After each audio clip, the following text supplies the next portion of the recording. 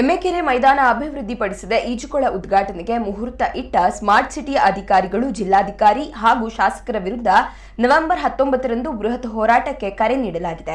ಎಮ್ಮೆಕೆರೆಯನ್ನ ಮುಚ್ಚಿ ಅಂತಾರಾಷ್ಟ್ರೀಯ ಈಜುಕೊಳ ನಿರ್ಮಾಣಕ್ಕೆ ತೀರ್ಮಾನಿಸಿದಾಗ 2017ರಲ್ಲಿ ಎಮ್ಮೆಕೆರೆ ಮೈದಾನ ಉಳಿಸಿ ಹೋರಾಟ ಸಮಿತಿಯು ಕೆರೆ ಮತ್ತು ಮೈದಾನದ ಉಳಿವಿಗಾಗಿ ಸ್ಥಳೀಯ ಜನರೊಂದಿಗೆ ಸೇರಿಕೊಂಡು ಬೃಹತ್ ಹೋರಾಟ ನಡೆಸಿತ್ತು.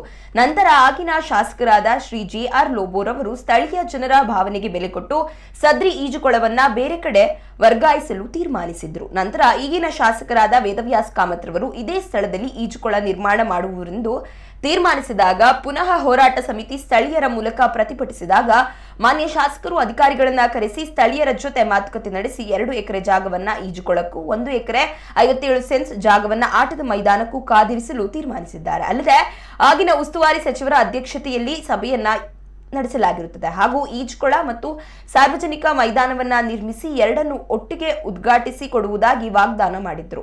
ಶಾಸಕರು ಕೂಡ ಇದಕ್ಕೆ ನಾನು ಜವಾಬ್ದಾರಿ ಎಂದು ಸಾರ್ವಜನಿಕರ ಮುಂದೆ ತಿಳಿಸಿದ್ರು. ಅಧಿಕಾರಿಗಳು ಈ ಅಭಿವೃದ್ಧಿಗೆ ಬೇಕಾದ ನಕ್ಷೆಯನ್ನು ಕೂಡ ತಯಾರಿಸಿದ್ದಾರೆ. ಬಳಿಕ ಈಜುಕೊಳದ ಕಾಮಗಾರಿಯು ಪ್ರಾರಂಭವಾಗಿದ್ದು ಪ್ರಸ್ತುತ 80% ಪೂರ್ಣಗೊಂಡಿದೆ. ಆದರೆ ಮೈದಾನದ ಬಗ್ಗೆ ಯಾವುದೇ ಅಭಿವೃದ್ಧಿ ಕಾರ್ಯ ಮಾಡದೆ ಈಜುಕೊಳವನ್ನ ನವೆಂಬರ್ 24ರಂದು ಉದ್ಘಾಟಿಸುವುದರೆಂದು ದಿನ ನಿಗದಿಪಡಿಸಿದ್ದು ಇದು ಸ್ಥಳೀಯರಿಗೆ ಹಾಗೂ ಸಹಸ್ರಾರು ಕ್ರೀಡಾಪಟುಗಳಿಗೆ ಮಾಡಿದ ದ್ರೋಹವಾಗಿದೆ.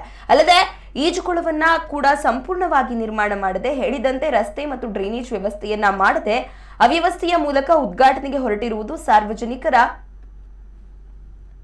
ಮಾತಿಗೆ ಬೆಲೆ ಇಲ್ಲದಂತಾಗಿದೆ.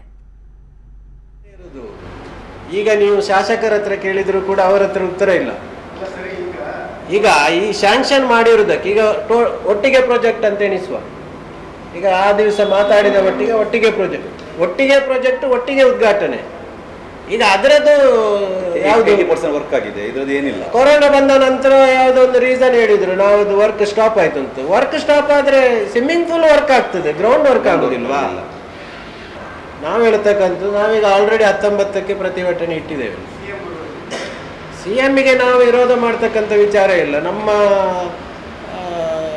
ಊರಿಗೆ ಬರುವಾಗ, ನಮ್ಮ ಕಾರ್ಯಕ್ರಮಕ್ಕೆ ಬರುವಾಗ ನಮಗೆ ಇವತ್ತು ನಮ್ಮ ಸ್ಥಳೀಯ ನಾಯಕರು ಆಗಿ ಮೋಸ ಮಾಡ್ತಾರಂತಾದರೆ ಜನಕ್ಕೆ ಅವರ ನೈತಿಕತೆಯನ್ನು ಅವರು ತಿಳಿಸ್ಬೇಕು. ಈಗ ಪ್ರಶ್ನೆ ಉತ್ತರ ಕೊಡಬೇಕಾಗಿರುವಂಥದ್ದು ಅವರು. ಈಗ ಜನರಿಗೆ ವಾಗ್ದಾನ ಮಾಡಿ, ಒಂದು ದೇವರ ಹೆಸರಿನಲ್ಲಿ ಒಬ್ಬ ಶಾಸಕರು ವಾಗ್ದಾನ ಮಾಡಿ ಅದನ್ನು ಮಾಡಲಿಲ್ಲ ಅಂತ ಆದರೆ ಕಾರಣ ಎಂತ? ಈಗ ಇಷ್ಟು ದಿವಸದಿಂದ ಅವರನ್ನು ಬಿಟ್ಟು ಈ ಸ್ಮಾರ್ಟ್ ಸಿಟಿಯ ಬಗ್ಗೆ ಪತ್ರಿಕಾಗೋಷ್ಠಿ ಎಲ್ಲ ನಡೀತಾ ಇದೆ. ಹಾಗಾದ್ರೆ ಅವರು ಇದರ ಭಾಗ ಅಲ್ವಾ?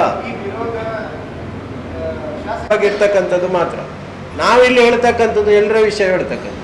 ಈಗ ಖಾದರ್ ಅವರು ಬಂದಿರುವಂಥದ್ದು ಮೊನ್ನೆಯಿಂದ ಈ ಮೈದಾನ ವಿಚಾರಕ್ಕೆ. ನೀವು ಬಂದಿದ್ದೀರಿ, ಒಳ್ಳೆಯದು, ಸಂತೋಷ. ನೀವು 2 ಕೋಟಿ ಶಾಂಕ್ಷನ್ ಮಾಡಿ ಭೂಮಿ ಪೂಜೆ ಇಡಿ.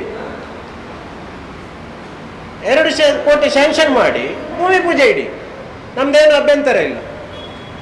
ಇವತ್ತು ಗುಂಡೂರಾವ್ ಉಸ್ತುವಾರಿ ಸಚಿವರು ಹೇಳಿದ್ದಾರೆ ಸ್ಥಳೀಯ ಜನರನ್ನು ವಿಶ್ವಾಸಕ್ಕೆ ತೆಗೆದು ಸಭೆ ಯಾರು ಕರಿಬೇಕು?